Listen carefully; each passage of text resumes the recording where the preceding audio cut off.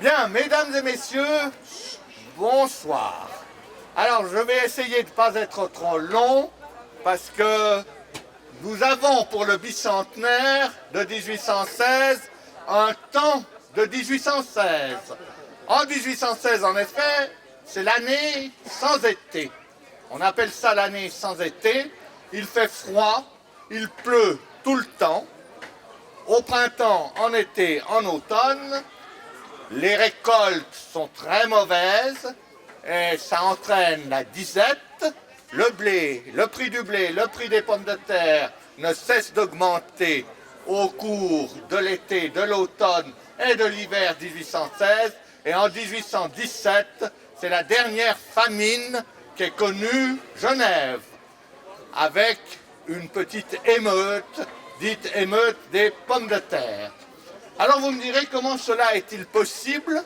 Eh bien parce que 1816, mais les gens de l'époque ne le savaient pas, c'est aussi le premier désastre écologique que l'on connaisse avec certitude. Qu'est-ce qui s'était passé quelques mois auparavant? Très loin en Asie, en Indonésie, un volcan, le Tambora, avait explosé. Alors évidemment, on ne le savait pas en Europe, mais le nuage de cendres a tourné autour de l'hémisphère nord durant toute l'année 1816. Et il n'y a donc pas eu d'été. Et il y avait déjà des touristes à Genève. Et parmi ces touristes, vous avez le célèbre Byron, ainsi que Mary Shelley. Ils étaient venus pour visiter le Mont Blanc, faire un tour sur le Léman, ils l'ont fait d'ailleurs, mais comme il pleuvait, ils n'ont pas du tout pu faire toutes les excursions qu'ils voulaient, et donc ils étaient réfugiés à Cologny, dans une villa, la villa Diodati, et c'est là qu'ils ont écrit plusieurs romans, dont notamment le fameux roman Frankenstein. Frankenstein est dû au fait qu'il faisait très mauvais à Genève, et que comme il n'y avait pas encore de télévision, le soir il fallait s'occuper, et ils écrivaient. Voilà, c'est comme ça que le climat d'aujourd'hui est finalement peut-être encore meilleur quand même que celui de 1816. J'ai promis de vous parler ici à Bardonnay de la frontière, de la notion de frontière, et je ferai autre chose, bien sûr, à Nancy. Alors, on croit aujourd'hui que la frontière, c'est simplement une ligne tracée de borne en borne, tout à fait délimitée. En réalité, c'est une notion très moderne de la frontière que nous avons aujourd'hui. C'est une notion que les hommes et les femmes du Moyen-Âge, et même de l'époque moderne, n'avaient pas à peu près jusqu'au XVIIIe siècle. Pendant des siècles, la frontière est en fait une zone. Et ça doit vous rappeler quelque chose. Parce que les zones franches sont en fait une sorte de restitution de ces anciennes frontières médiévales où, entre un pays et l'autre, par exemple entre l'évêché de Genève et le duché de Savoie, les frontières n'étaient pas toujours aussi précises qu'on l'imagine, et surtout, elles variaient suivant, par exemple, le droit qui s'appliquait, l'économie qui s'appliquait, les taxes et péages qui s'appliquaient. Cela dit, il faut quand même se souvenir que les gens du cru, les autochtones, savaient très bien où ils se situaient, s'ils étaient plutôt du côté de Savoie ou s'ils étaient plutôt du côté de Genève, et de qui ils dépendaient. Mais la frontière était une zone. D'ailleurs, la notion même de frontière est variable. Vous avez des frontières militaires, vous avez des frontières juridiques, vous avez des frontières religieuses. Par exemple, le diocèse de Genève, dont l'évêque de Genève avait ce diocèse, allait dans le canton de Vaud actuel, le pays de Vaud d'alors, jusqu'à l'Aubonne. C'est l'Aubonne qui marquait la frontière du diocèse de Genève. Et puis, du côté sud, au-delà du Salève, l'évêché s'étendait jusqu'au-delà d'Annecy. Les termes mêmes qu'on utilise pour appeler frontières varient. Vous parlez de limites, vous pouvez parler de confins, vous pouvez parler de talweg, d'embranchement, de prise d'eau. En effet, il y a beaucoup de notions géographiques, mais il ne faut pas croire que la frontière est délimitée par une crête ou forcément une rivière. Parfois, en réalité, la crête d'une montagne réunit les deux frontières. Alors vous me direz, on est bien loin de 1816 et de Bardonnay. Pourquoi est-ce que 1816 est important? C'est parce que c'est la formation pour la première fois du canton de Genève dans les limites qu'on lui connaît. Et ces limites, elles avaient varié. Pendant longtemps, en effet, la petite république de Genève, qui avait succédé à la principauté épiscopale, parce que l'évêque de Genève, qui avait un grand diocèse, était aussi prince de Genève, et là, la principauté était minuscule. C'est les origines du canton. Et autrement, il n'y avait pas de frontières. Un village comme Bardonnay et les villages environnants ne connaissaient absolument pas la frontière. Et puis, il y a eu deux traités au XVIIIe siècle que Genève a subis, parce que c'était plutôt le roi de France et le roi de Sardaigne qui voulaient régler le problème. Ils se croyaient, ils étaient d'ailleurs très modernes, et ils avaient des ingénieurs et ils dressaient un cadastre. Et encore aujourd'hui, aux archives, l'un des premiers cadastres de la campagne genevoise, non vieille Genève, c'est le cadastre dit Sarde, parce que c'est le roi de Sardaigne qui a voulu faire ce cadastre et qui a amené un ingénieur, plusieurs ingénieurs, mais dont l'un s'appelait Mirani, à dresser ce cadastre. Et ça a permis ensuite une négociation dans laquelle, pour la première fois, ces paroisses entremêlées, ces villages à plusieurs juridictions ont été divisés. Ça a entraîné pour Genève une diminution de ses droits. Pendant longtemps, Genève avait des droits sur Nédan, sur Archamps, sur Bosset. Tout cela a été supprimé. Par exemple, jusqu'en 1754, Genève avait beaucoup de droits sur Lancy. Et il y avait des tas de Genevois protestants à Lancy.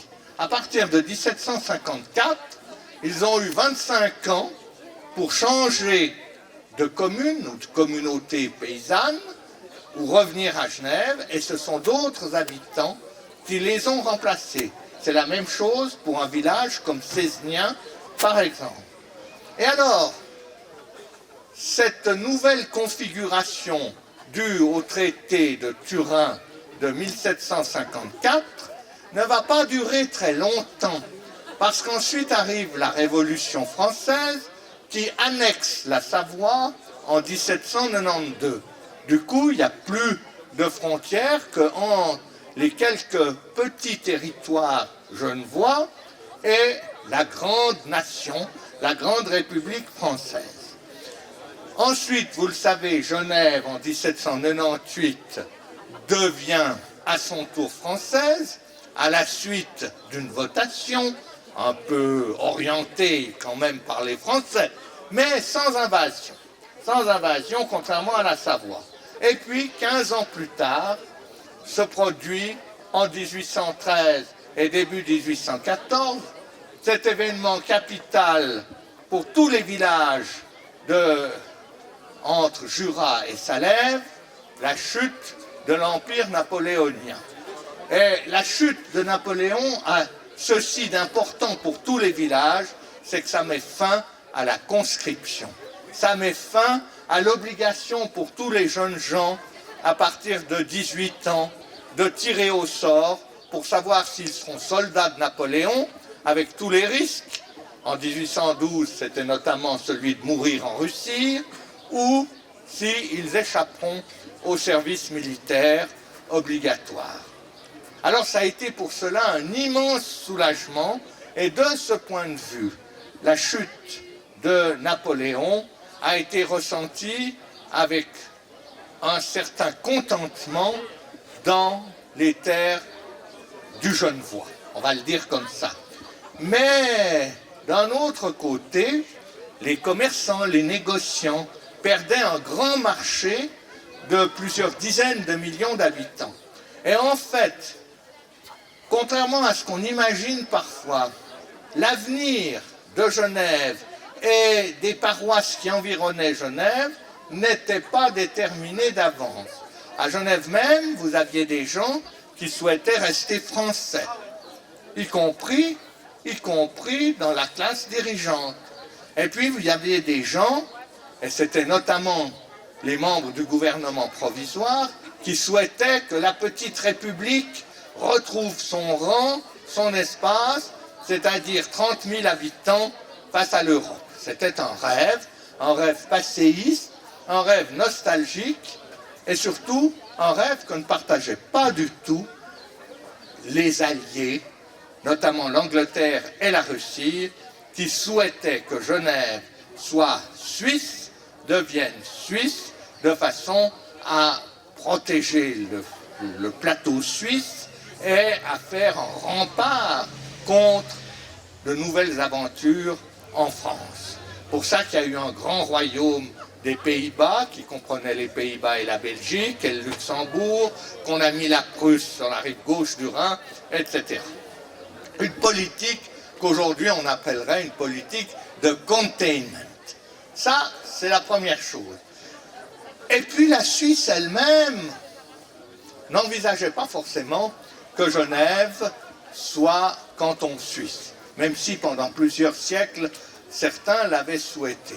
En effet, Genève avait une réputation d'être un peu troublionne. Hein. C'est déjà, en effet, d'être un peu difficilement gouvernable, prompte à s'émouvoir, à s'agiter. Et la Suisse, qui était déjà tranquille, n'envisageait pas vraiment d'avoir un canton de Genève aussi agité. Et puis c'était la plus grande ville du plateau suisse, et voilà, on n'aimait pas trop l'esprit urbain, l'esprit frondeur de Genève. Mais sous la pression des Alliés, l'Angleterre, la Russie, l'Autriche, la Suisse a accepté que Genève devienne un canton suisse. Mais il y a mis deux conditions. Il lui fallait ce les historiens appellent parfois une dot et des papiers. Alors les papiers, c'était une nouvelle constitution, de façon à éviter les troubles politiques. Le tsar de Russie, qui contrairement à beaucoup de tsars russes, en tout cas à cette époque, était un libéral, avait recommandé à son ministre, Capodistria, que Genève ait une constitution libérale, ouverte. Inutile de vous dire que le gouvernement provisoire genevois a oublié ça et a fait une constitution qui n'était pas du tout libérale et que les vrais esprits libéraux de l'époque, comme Étienne Dumont ou Sismondi, ont vivement critiqué. À dire le vrai, quand on voit les autres constitutions suisses, Genève avait pourtant la constitution la plus progressiste de Suisse, même si elle nous apparaît, comme à l'époque, très réactionnaire. Mais ça, c'était un problème de Genevois. Cette constitution a été acceptée à la majorité des voix, mais les 2/3 du corps électoral, qu'on privait d'ailleurs ensuite de droit de vote, ils étaient priés de venir voter pour dire qu'ils ne pourraient plus jamais voter, eh bien ceux-là ont décidé de ne pas venir. Si bien que la Constitution a été acceptée à peu près, les chiffres je les donne comme ça, mais là, de 2500 oui, 300 non et 4500 abstentions. Voilà. Ça, c'est pour dire quel était l'ancrage populaire de cette Constitution. Et alors l'autre problème qui nous touche de près à Bardonnay, ça a été le problème de la constitution du territoire. Parce que ça a été très difficile. Sur la rive droite, le roi de France ne voulait qui était Louis XVIII, ne voulait pas du tout céder la route de Versoix. Alors ils avaient imaginé un système pour que la route soit à la fois sur la souveraineté helvétique et sur la souveraineté française. Autant dire que ça n'aurait pas marché. Mais la Suisse aurait voulu pouvoir disposer d'une contiguïté territoriale avec Genève. Comme c'était difficile, on s'est tourné vers la Sardaigne. Et le roi de Sardaigne, tout heureux de récupérer la Savoie, au début, a eu l'air plus ouvert. Et puis on a même envisagé à Genève, parce qu'il y avait des problèmes confessionnels, de faire un canton de Savoie, ça serait la Savoie du Nord, et de réunir Genève à la Suisse par le sud du Léman. Par le sud et pas par le nord. Alors on exposait que c'était un peu difficile pour le roi de Sardaigne d'accepter, parce que quand même, la Savoie, c'était ses terres ancestrales. Et Sismondi répliquait, mais vous avez bien à Neuchâtel un canton suisse qui est une principauté, le prince de Neuchâtel était le roi de Prusse, eh bien, nous aurons un canton de Savoie qui aura un duc à sa tête, le duc de Savoie, qui sera en même temps le roi de Sardaigne. Vous voyez qu'il y avait des gens qui pensaient à tout. Ce projet de Sismondi est quand même resté dans des cartons, mais enfin il l'a écrit, et finalement, après bien des négociations, on a cédé, la France a cédé 6 communes entre Rhône et Léman. Il y en a une qui aujourd'hui s'est divisée en deux, c'est Collet-Bossy et Bellevue. Et puis sur la rive gauche, le roi de Sardaigne a cédé, alors je ne vais pas vous énumérer toutes les communes, mais officiellement ça ne faisait que 7 communes. 7 communes, et puis ensuite elles se sont beaucoup divisées entre elles. Et alors il a fallu délimiter les territoires de ces 7 communes. Et pour la région qui nous intéresse, c'était très difficile, parce qu'il y avait des, comment dire, des pesanteurs et des intérêts divergents. Par exemple, on sait très bien que Carouge n'était pas du tout contente de devenir genevois. En revanche, Saint-Julien a été 6 mois genevoise, et vous avez encore dans les archives de Genève une superbe lettre du maire de Saint-Julien qui, au nom de son conseil municipal, écrit « Ah, au Conseil d'État de Genève, comme nous sommes heureux d'être genevois, enfin nous voilà à nouveau réunis, etc. » 6 mois plus tard, la diplomatie aidant, Saint-Julien restait sarde, et j'avoue que je ne sais pas si, aux archives de Turin, il y a la même lettre du maire de Saint-Julien qui dit au roi de Sardaigne « Comme nous sommes heureux de retrouver notre bon roi ». Mais c'est possible. Toujours est-il que Saint-Julien, sincèrement, souhaitait être genevoise.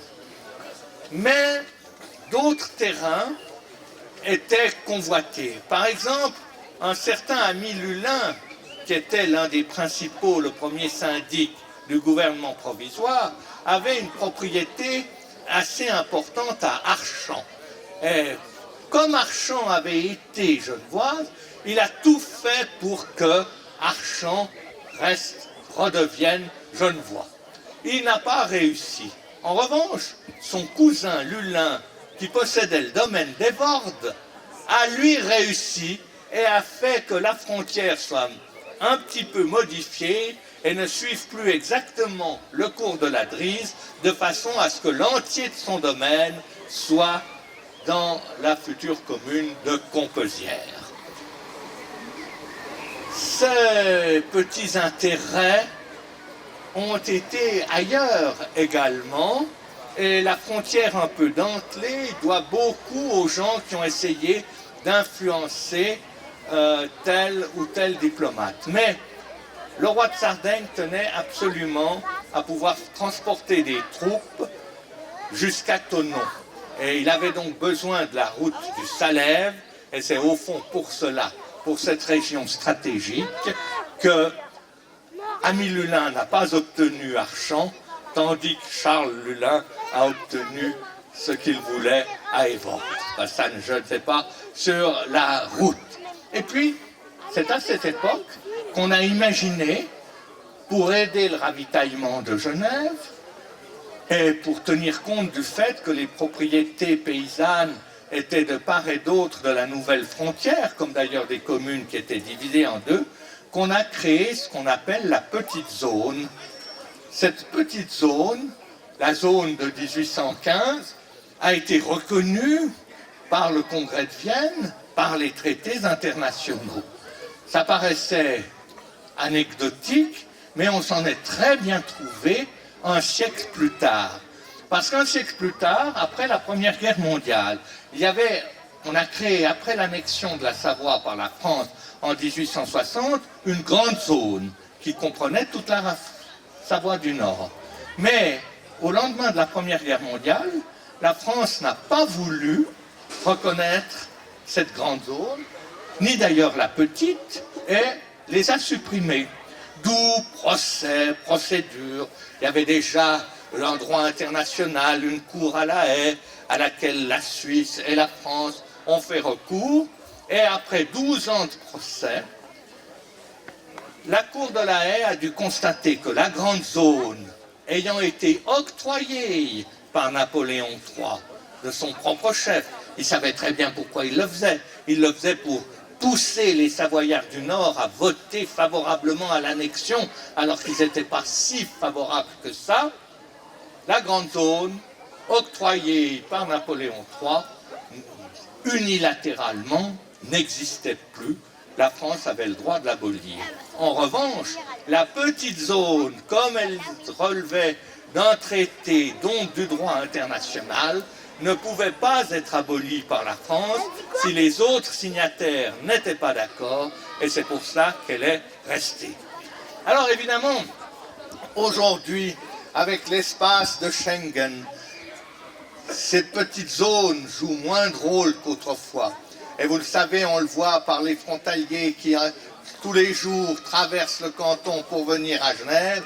On le voit bien, cette notion de frontière, c'est au fond un peu dilué. C'est un peu dilué et on revient un peu à cette espèce de zone tampon qu'on a connue au Moyen-Âge. Mais on pourrait revenir en arrière.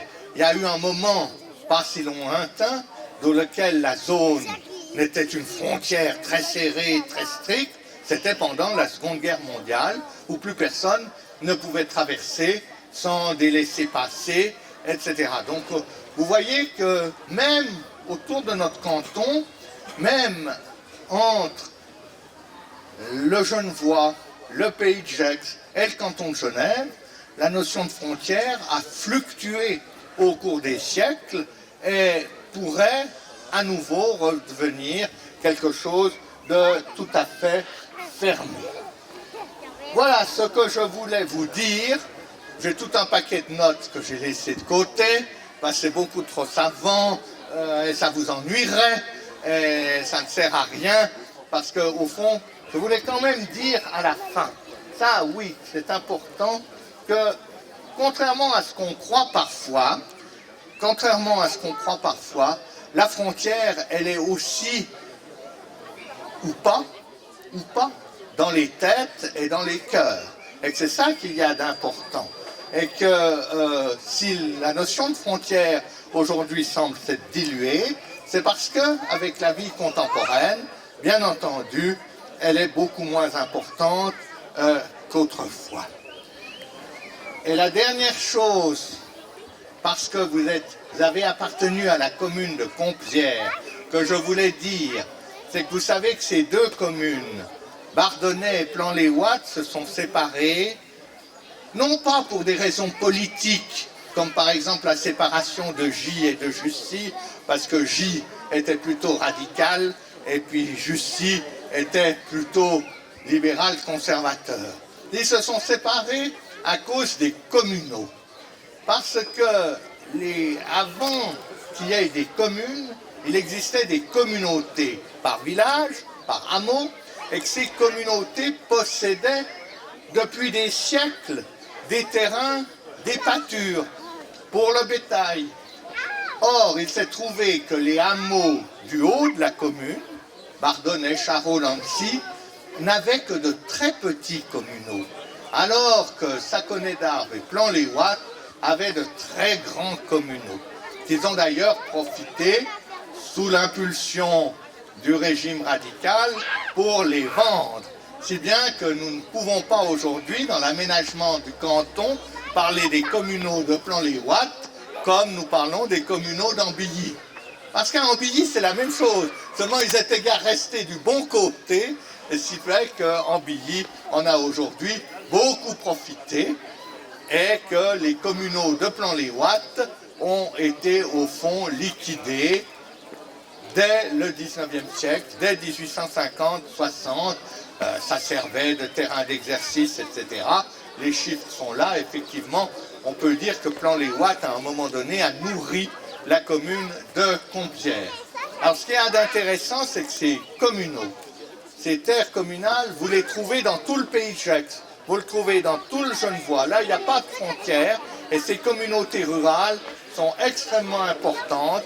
Ça ferait l'objet d'une autre discussion, parce qu'il y a même des femmes, si elles étaient veuves, si elles étaient tutrices d'enfants mineurs, qui pouvaient être membres de ces communaux qui décidaient notamment des cultures. Mais ça nous entraîne trop loin de la frontière. D'ailleurs, aujourd'hui, il n'y a plus de frontières, ou peu, et je vous souhaite à toutes et à tous une très bonne soirée.